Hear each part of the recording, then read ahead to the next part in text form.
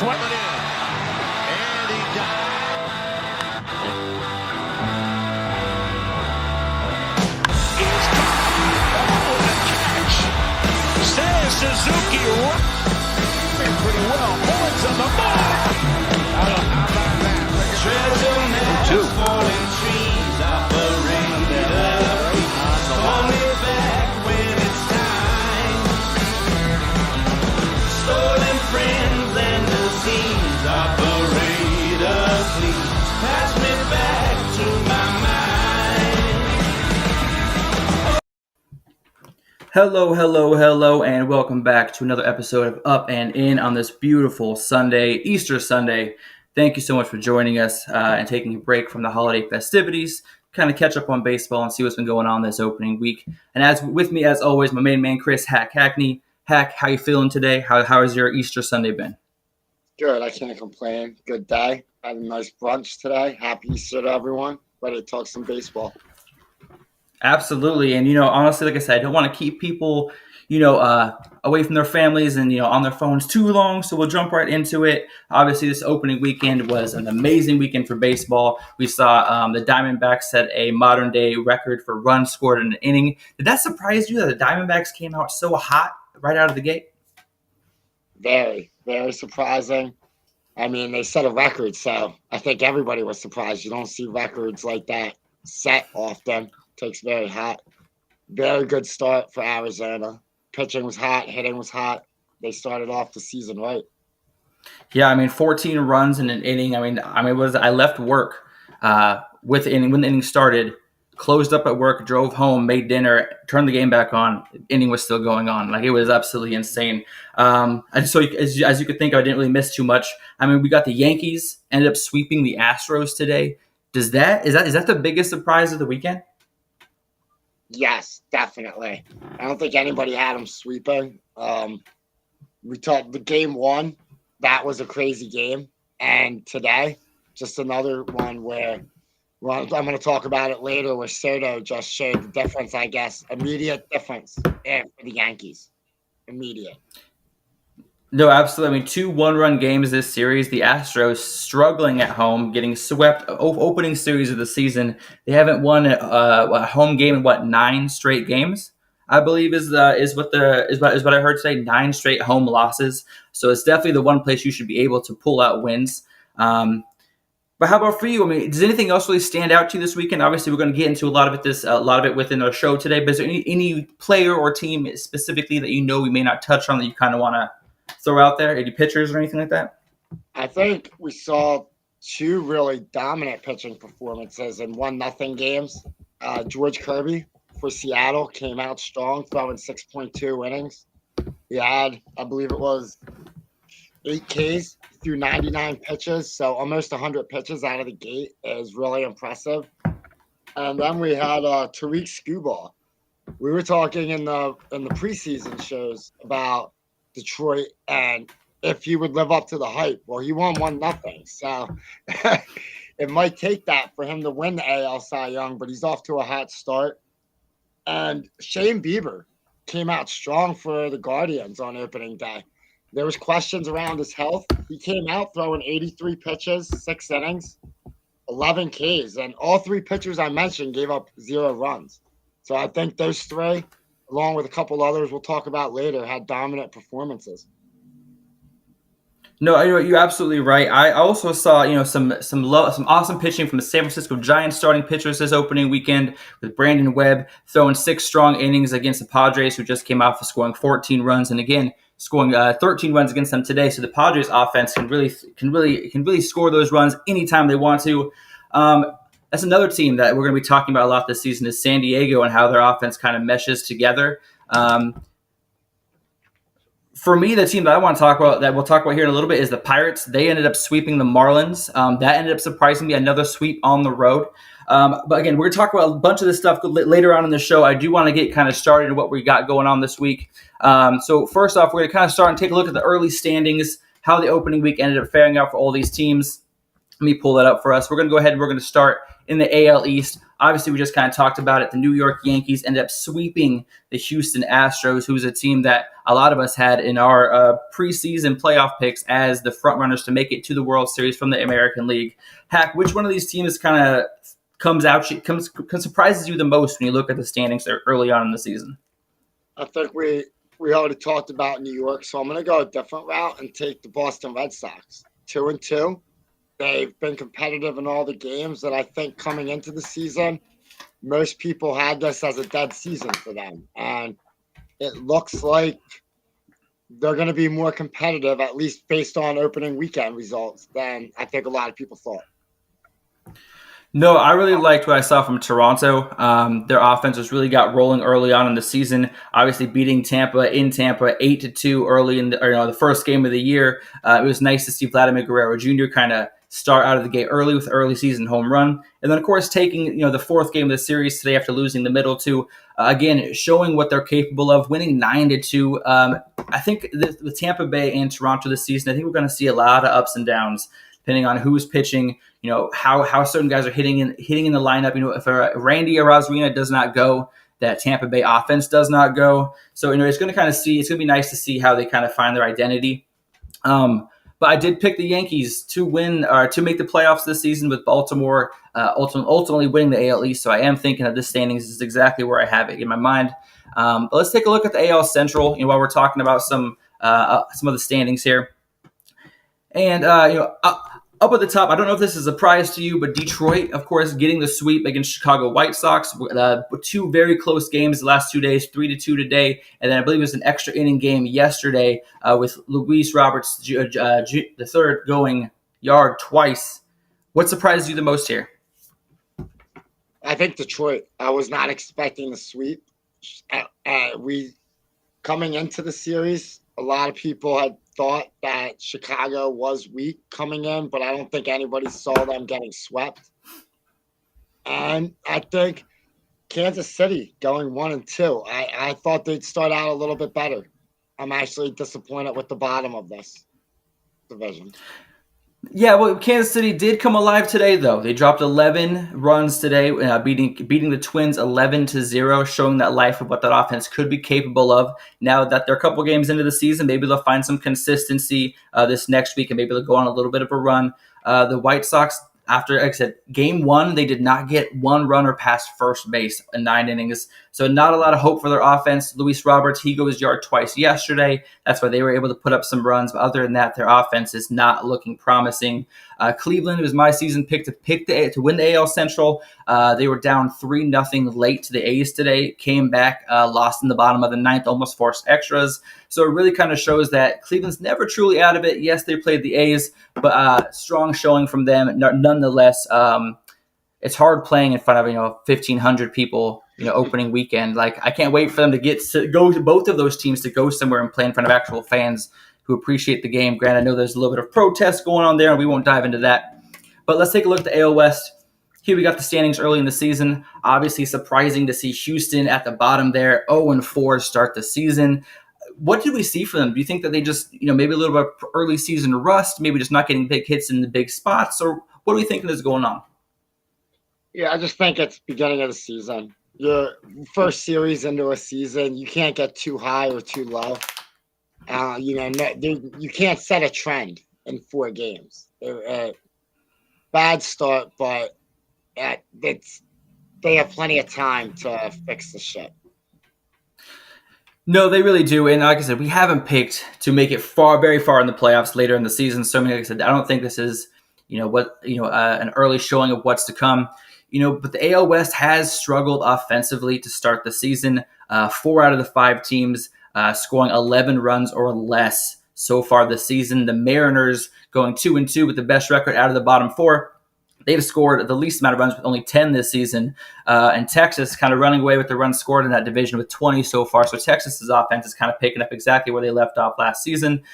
Seattle, the Angels, who we knew would struggle, the A's and Houston need to kind of find their bats before they find themselves in too big of a hole.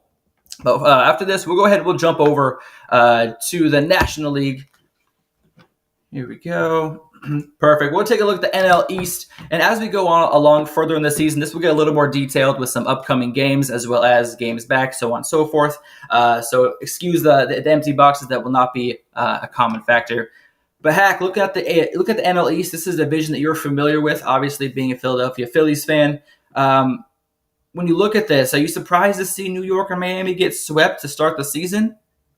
No. I'm surprised Washington won a game. Other than that, that's about exactly how I would have picked the season to start for these teams. I would have thought Philadelphia would have been 2-1 and the Braves would have been 1-2. But other than that, everything looks about right in this division. Yeah, I mean, the Washington Nationals did have the one win this season. They ended up scoring 3 runs in the 9th inning to beat the Cincinnati Reds 7-6. So it was not an easy win for them. They did have a nice comeback. Opening day, I did have a little bit of money on them to pull out the upset against the Reds. I was not fortunate as they got absolutely smoked. So that'll be the last time I ever do that. But I was surprised that New York got swept at home with this season. The season, as always, being hyped by Mets fans. So hopefully they'll be able to kind of turn that around going into this next homestand coming up here. But we will not hold any due diligence. A quick question before we leave: do you think this is the type of season we're going to see from them? Losing close games. Obviously, Pittsburgh coming back from behind in 3 out of the 4 wins this series. Do you think do you think those teams smelling blood in the water, or do you think Miami's just had some bad luck this opening series?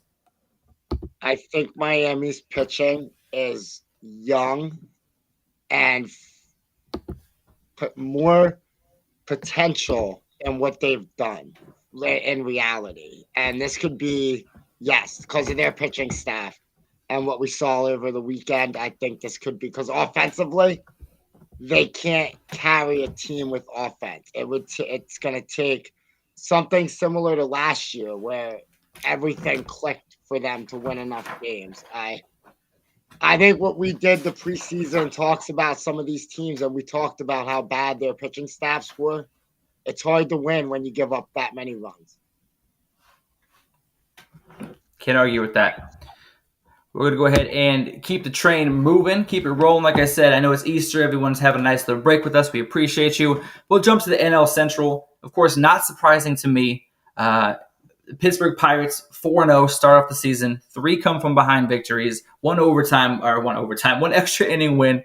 When you look at this, Hack, are you surprised by any of this, or this is kind of you? I mean, you were really high on Cincinnati early in the season. I was really high on the Pirates, so maybe this isn't such a surprise for you and me. Yeah, I think the way that we have this division picked, both of our teams did what we thought they would do. Favorable matchups to open the season for both teams. So I think if they're going to get to where we have them projected to be, you need to win these type of series. As sweeps are nice. Maybe the sweep is unexpected, but I definitely thought both of them would win their series. Absolutely. No, and just for clarification, Milwaukee is 3-0, not Cincinnati. That's my bad. So Milwaukee is second in the division right now, and Cincinnati is sitting at 2-1. So Chicago is 1-2. But either way, the point still stands. Obviously, Milwaukee won the division last year, came out really batting hot. Christian Yelich absolutely coming out on fire to start the season, batting over 500, multiple hits in multiple games already. Does that surprise you? Obviously, he was someone that we were talking about that might be on a possible list we're to be talking about later in this episode of overpaid and underperforming. Were you surprised to see him come out of the gate so hot? Yeah, I think this is the first time in a while he's looked like the MVP that he was. Maybe not with the power, but with just the way his approach at the plate. He's hot right now. He's looking really good and really fresh. We'll see how this goes 3 months in. I think that's been the bigger issue with Christian Yelich over the last couple of seasons. Yeah, well, 5 hits in 3 games. We'll see if he can continue that pace, really helping his team out offensively. Next up in the final division we're going to talk about today before we move on to our next topic is, of course, going to be the NL West.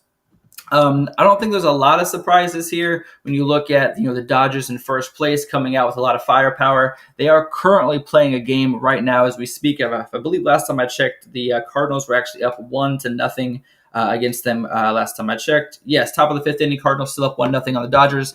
San Francisco coming out 2-2. I talked earlier about their starting pitching, getting a lot of good innings from Logan Webb early on in the year, giving a 1 run, 2 hits early in the season against this Padres offense.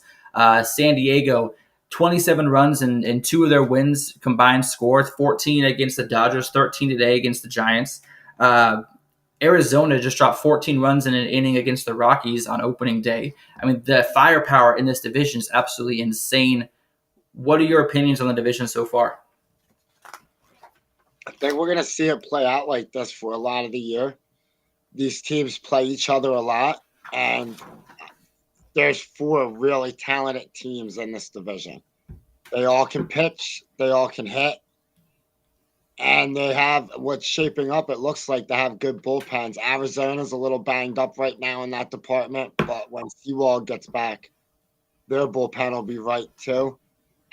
It's the overall records might not be pretty, but nobody's going to want to play any of these teams in the playoffs. Yeah, we all know the Rockies aren't going to make the playoffs, so they're not even worth mentioning.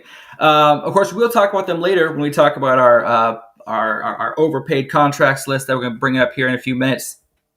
But no, I mean, I think what from the weekend? What was your favorite series? Obviously, the Braves and the Phillies started theirs series a day later, as well as the Brewers and the Mets because of the weather in that area. But overall, which series from the weekend kind of most surprises you?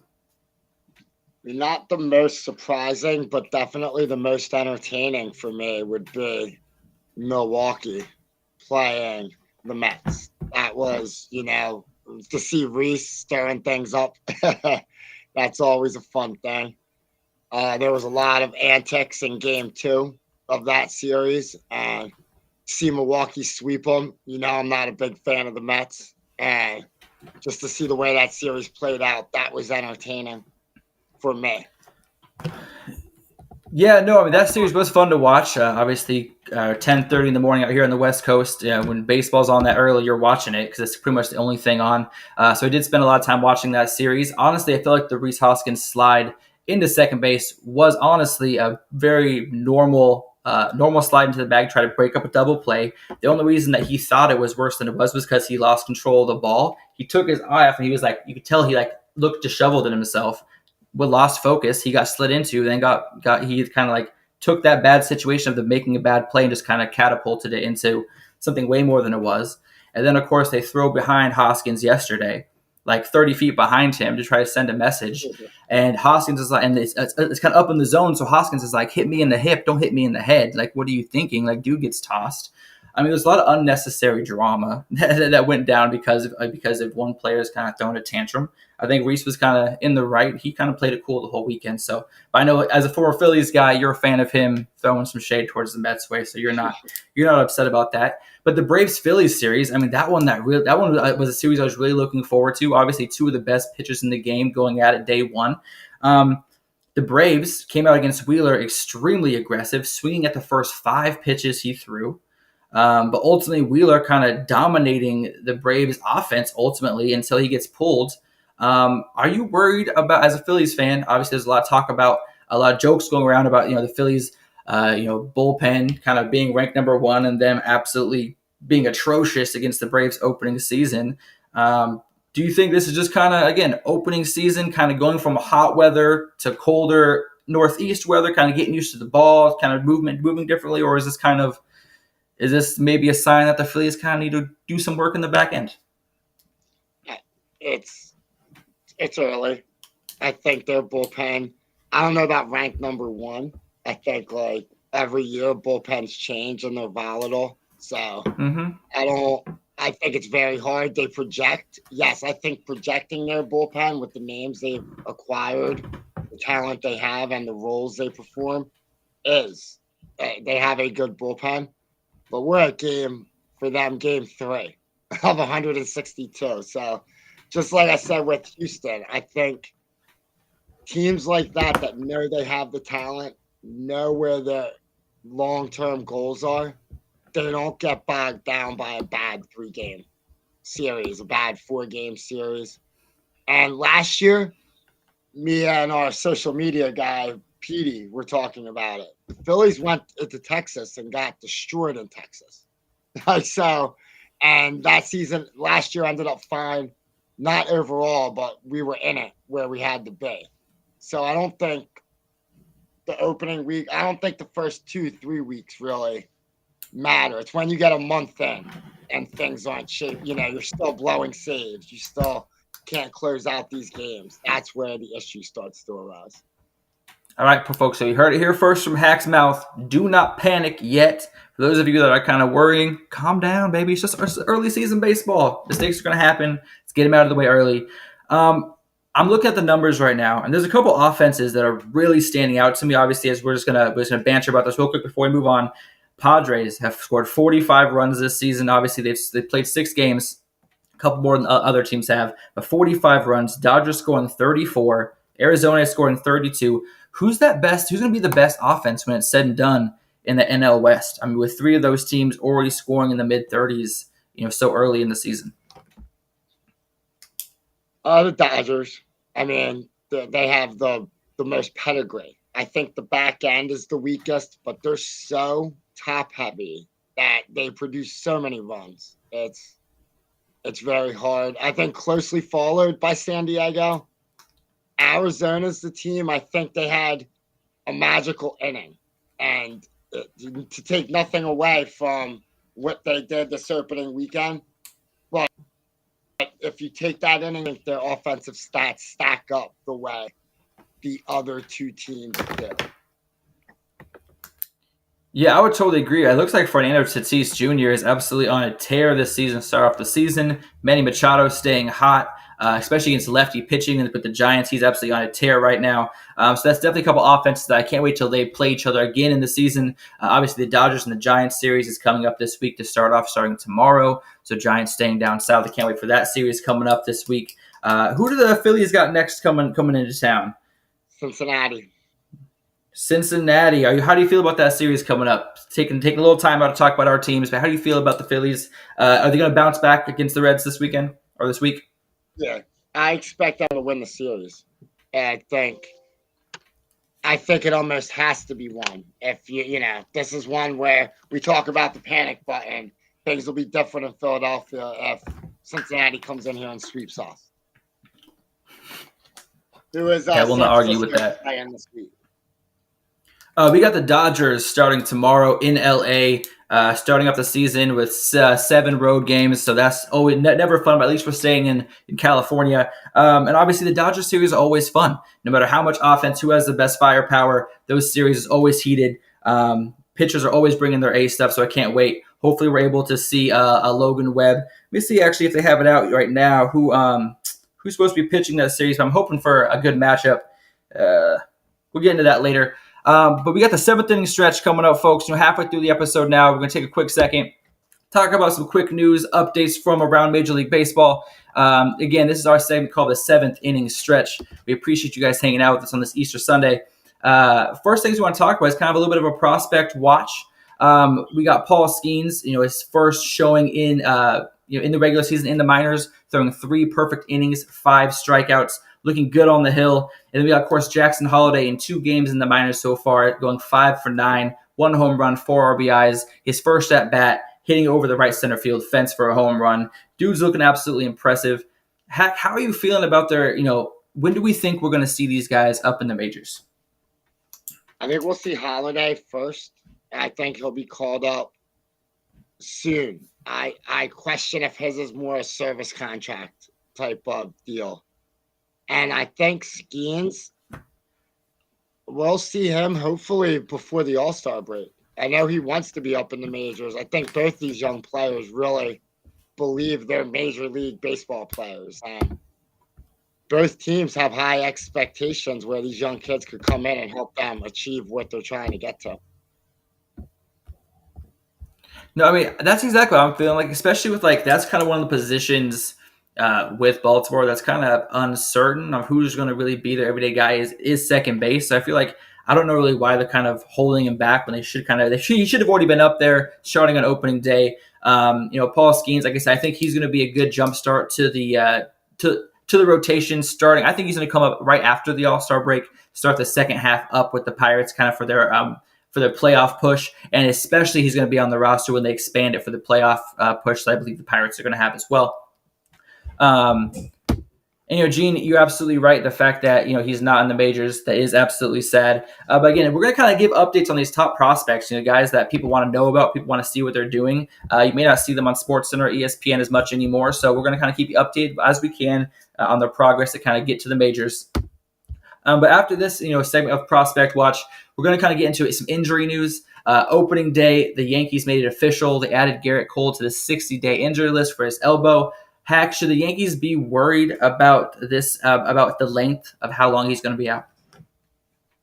I mean, I said when we did the Yankee preview that he wasn't pitching this season, that he was going to have the surgery. So, to me, this tracks. It's, we'll see. We'll see. I hope I'm wrong. For the sake of baseball, it's better when the Yankees are in the postseason. But it doesn't look good. And if Soto keeps playing the way he's playing, maybe they won't need Cole till it come back till the playoffs. Hey, man, I mean, what is it? They backdated the 60-day injured list to March 25th, so he is eligible to come back on May 24th this season. So he is eligible to come back pretty early in the season. Will they extend that 60 days? Obviously, time will tell. They might be doing this just to kind of put some ease in, the fans' minds. Hey, it's only a couple months. He'll be back soon, but we'll see if it's a bigger issue as the season goes on. Then, of course, we got Royce Lewis starting off for the Minnesota Twins, going 1-for-1 with a bomb to start off the season. Then he goes down with a 10-day injured list with a right quad injury. Do you think this is going to be that big of a hole for them in their lineup? I mean, obviously they lost 11-0 today to the Royals. Is that just kind of a one-off game, or do you think they're going to struggle without Lewis in the lineup? I think they'll struggle. He's one of their players that they expect to help that offense go.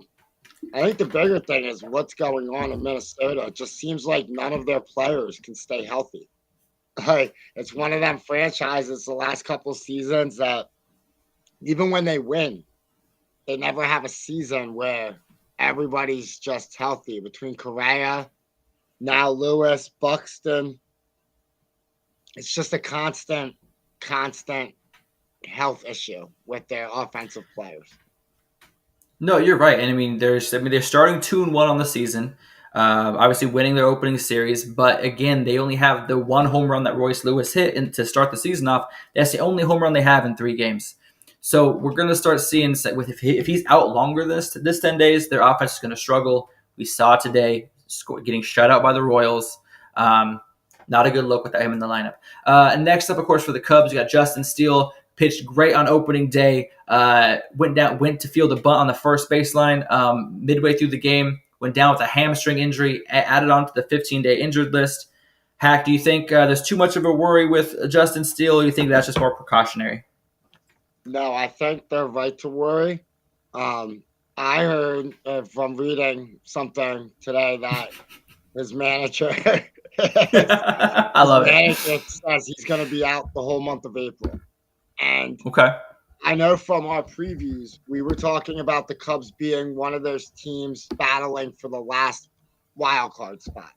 Mm-hmm. Losing Justin Steele for a month of starts, that when you start at the end of the year talking about you missed out on the wild card by a game, just like I believe they missed out by a game last year. These starts as you start to see. So I think he was their ace. They were hoping to get a full year and expected a Cy Young campaign out of him this year. And missing a month minimum might be, to me, that's a major loss for the Cubs. Yeah, no, I absolutely agree. I'm hoping that this is just a 2-week thing. He comes back healthy. Because when that Cubs offense, they've shown kind of, some spurts of it this opening weekend. When they do get rolling, they do get, kind of start passing the bats. They really can be dangerous offensively. So hopefully they can get him back and they don't lose, they don't fall too far behind the 8 ball. Obviously starting the season off 1-2, not a good start. And then, of course, Hack and I have this thing that we're going to do every single week, about halfway through every single episode, where we're going to talk about our players and teams of the week, who kind of really showed up this week for their teams, who showed out for their teams, and really people that you just want to call out and recognize. So, Hack, we're going to start with offensive players this week. Go ahead and who do you got for first for us? I have Juan Soto. He came in to the New York, and look at his debut. He's batting .529. He has 1 home run, 4 RBIs, and 9 hits on the season. So, what defensively, that throw from right field to throw out the runner at home in opening day, that was an amazing play. I just think he showed up, and I know Gene, our compadre there, has had high praise for Juan Soto, and this weekend he showed why he can be the best player in baseball sometimes when he's motivated and shows off every tool in his bag. No, yeah, it truly is. I mean, I said that throw from right field to stop the game-tying run on opening day. Obviously, the go-ahead hit tonight that he had to put the Yankees up. I mean, he really is kind of showing who he is, and the Yankees obviously are happy to have him this year, and they're really hoping that he sticks around. But yeah, I'm looking at the 3 games this season. He has an RBI in all 3 games. Definitely cannot complain about that kind of production. The person I kind of want to call out is Mookie Betts, who's obviously playing right now. He's probably someone we're going to talk about a lot this year. Obviously, he's batting .611 so far this season. He's already got 4 home runs, double digits in RBIs, already up to 10. I mean, the guy is absolutely putting his team on his back. Also playing shortstop, a newer position that he's finally starting in, has kind of the full pressure on. And really, he's feeling fantastic. Has only 1 error this season. So that's kind of what I want to throw out and recognize this week is, for iBlack's weekly awards for Offensive Player of the Week, there's going to be Mookie Betts. I'm not a Dodgers fan, so this is really hard for me to kind of put him on this list. But that's who I got going. Hack, who do you got for your pitcher of the week so far this season? I have Corbin Burnes from the Orioles. They traded to get an ace. Last year, their opening day starter was Kyle Gibson. This year, Corbin Burnes went out there, went 6 innings, 1 hit, 1 run, 11 Ks through 82 pitches. He showed why that with Garrett Cole down, he's the number 1 pitcher in the AL right now. So I think he had a great. Like I said, you can't ask anything more. Showing up for your new team. Yeah, and then for me, I'm going to go ahead and I'm going to call out Bobby Miller. I mean, the dude had an over-under for strikeouts of 5.5 before the game started. Ended up having 11 Ks on his opening day in over 6 innings pitched, only allowing 2 hits against the Cardinals. On 93 pitches. I mean, dude looked absolutely unhittable. Especially from last season, he had over a 4 ERA. So this dude coming in, I was thinking he was going to be one of their weak spots in their rotation. He ended up kind of showing out that first game of the season. So we'll see if he can continue that momentum. But starting off the season 1-0, 11 strikeouts, matching Corbin Burnes' number there with 11. And pretty much having equal stats. Corbin Burnes obviously only giving up the 1 hit, which was the Mike Trout home run in the first inning. These guys are both showed out this week and both deserve this award. Hack, who's your team of the week? I have Baltimore this week. We have talked about Corbin Burnes. Grayson Rodriguez followed in game 2 with a dominant pitching performance. Their offense, the young kids look good. We talked about Jackson Holliday doing his thing down in AAA this weekend. I know that's not the majors, but you see the youth coming, the even more talent coming.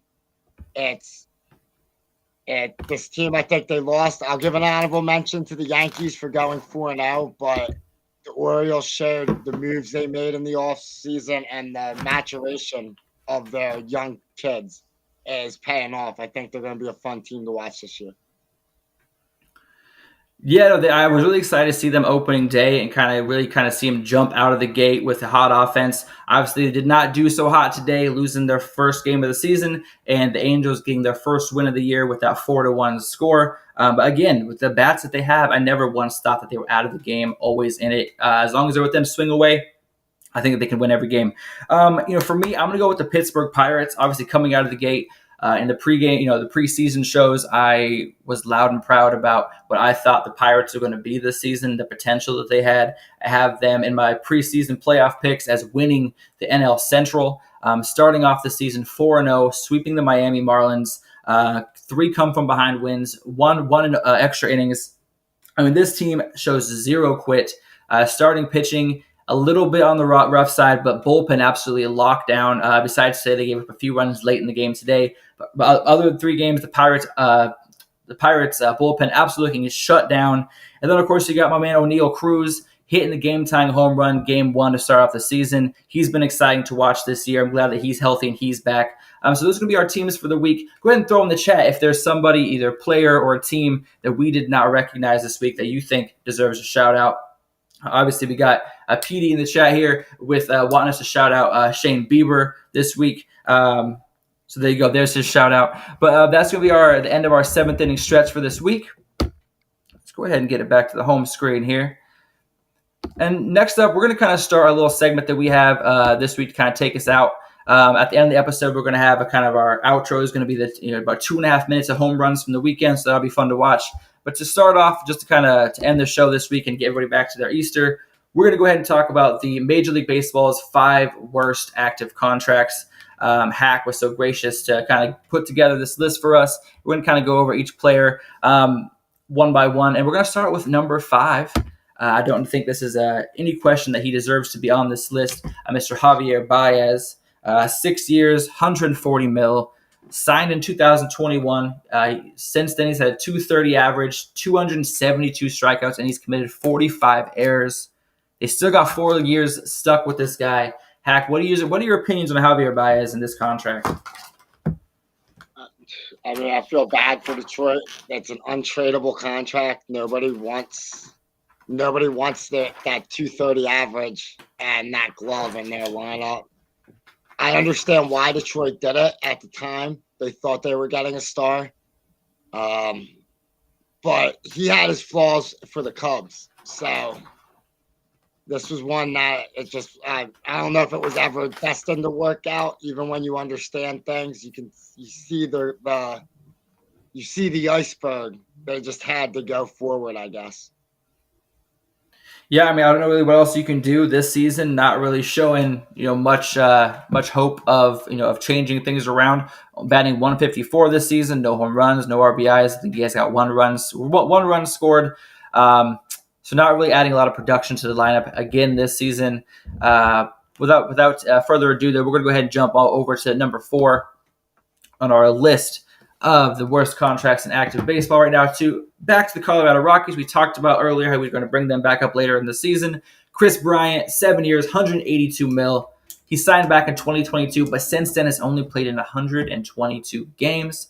He's put some stuff out into the media about how he should have looked into the system a little better, basically kind of showing his how unhappy he was being in Colorado. What's your opinions on why did you add Chris Bryant to this list? Just the amount of games played and the production. When he's played, he hasn't been good. He was a home run hitter. He hit home runs in San Francisco. He hit them in Chicago. I thought when he signed the contract in Colorado, I didn't think he would win because I didn't think he would be the type of player that could change that organization into, he's not a Mookie Betts, change the culture type of guy. But I thought he would put up stats. But instead, like he said, he did not understand where he was going. He didn't understand management or the history of losing in Colorado. And he's not happy. He chased the money. And that's why I don't feel bad. When I hear a player say, I should have looked into the culture, I should have known that I wasn't going to be happy here, they don't win. 7 years, $182 million. You sign that big money. If you wanted to win, you should have taken. I believe San Francisco was offering around the same. So this is just player and team a bad mix. Yeah, if I remember correctly, obviously being a Giants fan, I was hoping he was going to re-sign in San Francisco. I love the mid-season acquisition of him and the push for the playoffs. What was that, 2021, 2022 when that happened? So I was really happy to have him in San Francisco. I think we offered him a shorter deal. I think it was like a 3-year kind of deal, a little bit shorter. He wanted something to lock him down into the end of his career, and we weren't willing to give him the years he wanted. Obviously, Colorado was. And honestly, I really like the 1-2 punch of him and Blackmon. Problem is, they're not producing together. I mean, Chris Bryant's had 10 at-bats this season, already has 7 strikeouts. No hits. He's been on base once with a walk. Other than that, he has no production to add to the Rockies lineup. I mean, like I said, 0 for 10, 7 strikeouts. Not a good look. We're going to keep – go ahead.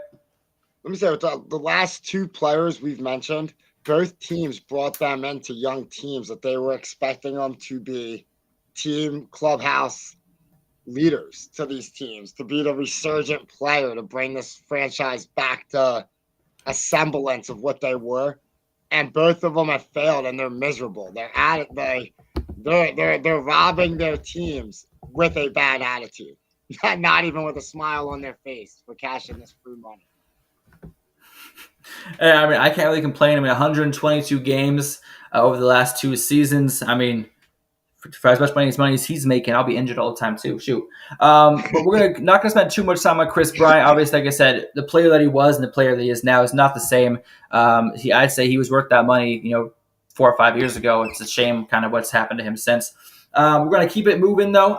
It's number 3, Giancarlo Stanton. Obviously, that seems like, what are we talking about? He's a great player, home run hitter. But here's the thing, man. 13 years, $325 million. He signed this contract initially with the Marlins back in 2014. He's only played over 100 games 4 times in the 7 seasons since signing this contract. And he's batted .201 over the last 2 years, barely over the Mendoza line. This season, he's barely over 200 as well with the 1 home run he hit on, Friday night. I mean, this guy is really a shadow of his old self. Hack, do you think I'm wrong here? Do you think that, now that he's healthier, he looks healthier this season, he might see a bit of a resurgence, or is it kind of his best years behind him? I think his best years are behind him, but he could see a resurgence because he has been so bad that just becoming not a shell, just becoming back to a legit major league home run hitter, like be Max Muncy, bat .219, but blast 30 home runs, and the Yankees will be happy. But he hasn't been healthy. When he is healthy, the production varies, and it's a shame because he was one of those players that you thought he was going to New York to hit 50 home runs a season. And had he have been that guy with Aaron Judge and now with Soto, this would have been a heck of a team to watch. But unfortunately, just health and age is catching up to him. Yeah, I can agree with you there. I mean, this season, we're talking about strikeouts, with Kris Bryant. Giancarlo Stanton already has 6 strikeouts himself this season. Obviously, at the end of the spring training, he had, 3 or 4 home run game. It's kind of wrap up spring training for himself, making him look like he was going to come into the season really strong. Only has the 1 home run, 1 RBI, batting around 6th or 7th in the lineup right now. So we're really hoping for a little bit more production. Obviously, with guys like Juan Soto and Aaron Judge in the lineup, having that third guy, that third bat to protect them later in the lineup would be a huge addition. But again, not really kind of showing what he's capable of the last couple of years. So hopefully, we'll see a little improvement from him this season. We're going to keep the list going, though. Next up, we're going to have number 2 on our list of worst contracts in active Major League Baseball currently. Anthony Rendon sitting at number 2 with a 7-year, $245 million contract. He signed this in 2019, right after winning the World Series with the Nationals, after he had a really good series. Really kind of showed teams that he deserved a good contract, and since hasn't really shown anything since. He hasn't played more than 58 games in the season since then. Hack, you threw him on the list as high as number 2. What are your opinions of Anthony Rendon? This guy, let me preface this by saying I am generally 100% players and not ownership. I don't like player conduct clauses in contracts, because you pay me for what I do on the field. But this guy's lack of love of the game makes me wish they could void his contract. It's been bad on field. He hasn't played more than 58 games. But the interviews he gives and the fact that this is as close as we're going to get to a major league player saying, I steal money because I don't want to play this game. And if If I wake up and there's a way that I don't have to go to the ballpark, I'm going to use that to not go to the ballpark. It tells you how bad number one's contract is. That that this guy's number two, but he's the worst example of a baseball player for a child going now. Yeah, I mean, this series, I mean, the Angels have him batting leadoff to start this season against Baltimore, going 0 for 7 at those at bats with 3 strikeouts. Really showing him that I really want to get that money worth of him. I think they were going for the Kyle Schwarber leadoff idea here with throwing him up there. But the problem is that he's not Kyle Schwarber and he can't do those. He has to actually, hit home runs and play an actual full season to kind of have that kind of production. Were you shocked? I don't know if you caught that. Were you shocked when you saw Anthony Rendon batting leadoff for the Angels on opening day? Yeah, I never would have thought they'd have him at leadoff. I thought maybe it was to help his pride. Maybe so. Sure, you got Mike Trout, who's arguably, when healthy, the best baseball player in the world still. I would honestly throw him in the leadoff spot, kind of like the Mookie, a Acuna Jr. type situation. Put your best player at the front, get him the most at bats, see what he can do to kind of kickstart your offense. It's great having him in the 3 spot, but you're probably taking 2 or 3 extra at bats away from him every couple of days by having him not in that leadoff spot. So that's what I would do. But again, I'm not a manager, so I'm not going to interject my thoughts, even though I already kind of did. And you know what? You're right, Petey. The Angels truly aren't even trying. I was really happy that Mike Trout hit the opening day, the first home run of the season. I'm glad that he's the one that did it. And that video of him hitting it will actually lead off our home run video to end the show. So look forward to that here coming up in just a few minutes. And then our number one worst active contract is Steven Strasburg, 7 years, $245 million. He signed in 2019, $35 million a year over the next 3 seasons, and he hasn't played since June 9th of 2022. Just getting that free money, $35 million a year for the next 3 years. Hack, tell me how you feel about this. It's unfortunate, the ending of his career, and it's unfortunate the situation seems to be ugly between him and the Nationals, with the Nationals wanting him to retire and his desire to take every dime from this contract, which he deserves. He won them the World Series. Him, Rendon, and Soto won them the World Series. So you earned your money, but you didn't earn this contract. You're not earning the money. This is like more like thank you money. This is thank you money, not do your job money.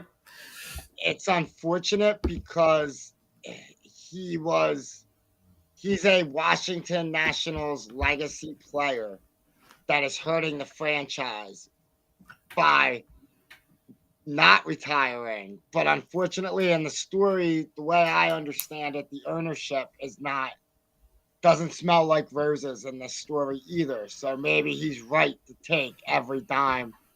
It stinks that the fans are losing in a story that there is no hero. It just seems like 2 stubborn villains, and the fans are losing because of it. Yeah, I mean, they were quoted as early as spring training as saying that they hope that they want Steven Strasburg to come back in some sort of advisory role. Maybe get some value out of that money that they're paying him. I don't know if the bridge is burned from that ever happening or being able to happen, but that does wrap up our list. Javier Baez, number 5. We got Chris Bryant, number 4. Juan Carlos Stanton, number 3. Anthony Rendon, batting leadoff for the Angels, but number 2 on our list. And then Steven Strasburg wrapping up the 5 worst active contracts in baseball. Currently, I'm going to take this off the screen. Next week, we will be, obviously we'll have a full week of baseball to talk about, so it'll be a lot more in-depth episodes, a lot more numbers to break down, a lot more opinion as the season kind of gives us more of a better glance of how teams are going to look going into the season. Maybe even give our early all-star picks or who, some shout outs to some early season rookie of the year, possible candidates. Still need to go over our opinions for, who's going to have, AL Cy Young, NL Cy Young, and MVP awards. We'll go over that next week. Obviously, like I said, we didn't want to take up too much time on your Easter Sunday. So, Hack, anything you want to shout out there baseball-wise before we get everybody off and back to their families? Couple things from the chat. One, DeGrom might be a future list maker for the worst contracts. The guys on the list have had multiple years of taking money. DeGrom's only had a couple. And Gene asked, is there a better 3 in history than Betts, Freeman, Ohtani?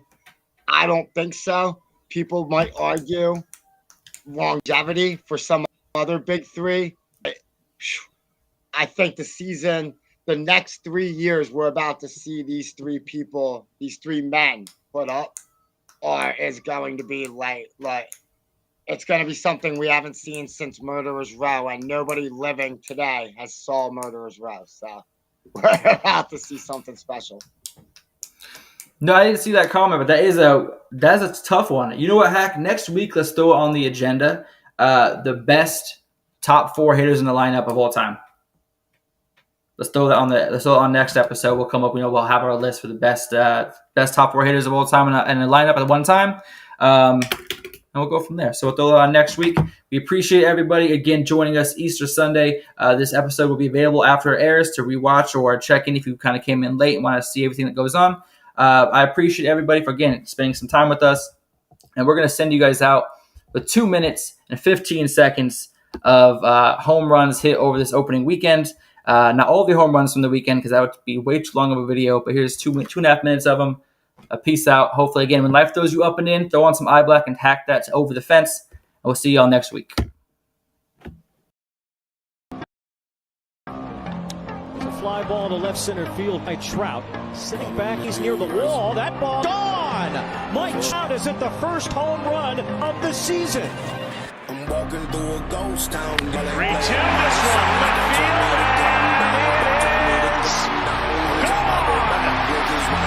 Started the scoring to the single his first time. Sometimes me and my Sends it in the air. Deep We center field. Scott to the tree. Scott to the wall. and it's all from the start. Never running no base, never on the right page, but we still read that book, and we still run that race. Mississippi racer riding out, no shortcuts, no time for that. Mississippi racer riding out, till the wheels fall off, I'm driving that. Mississippi racer riding out. High fly ball left center field deep. Rodriguez back to the wall, and it is out of here. Home run, Rafi. Bottom of the ninth. Back to right field.